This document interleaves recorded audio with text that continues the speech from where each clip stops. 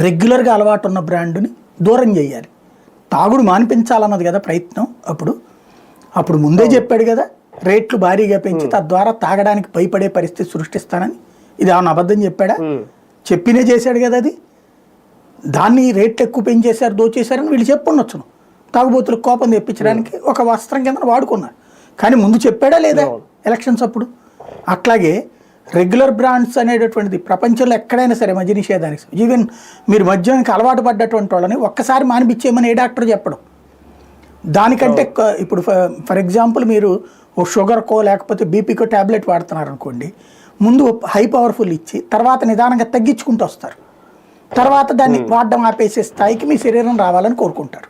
డాక్టర్లు అట్లాంటి సజెస్ట్ చేస్తారు. వరల్డ్ హెల్త్ ఆర్గనైజేషన్ ఇచ్చినటువంటి కాన్సెప్ట్ అదే.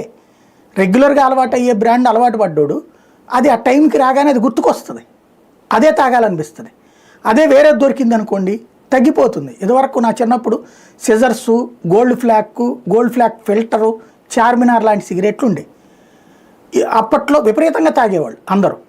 ఇవాళ సిగరెట్ స్మోకింగ్ ఒక రకంగా చెప్పాలంటే ఆ రోజులతో పోల్చుకుంటే చాలా తక్కువ. నాకు అప్పుడు బాగా గుర్తు, మా చుట్టుపక్కల ఉన్న ప్రతి ఇంట్లో ప్రతి పోర్షన్లో మేము 6-7 పోర్షన్లు ఇంట్లో అద్దెకుండేవాళ్ళు.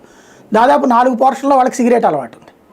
వెళ్ళి డాబా పైన కూర్చుని తాగేవాళ్ళు వీళ్ళందరూ, మా నాన్న పక్కింటి వాళ్ళు అట్లాంటి వాళ్ళు. అదే ఇవాళ రోజున చుట్టుపక్కల చూస్తే సిగరెట్ తాగేవాళ్ళ సంఖ్య తగ్గింది.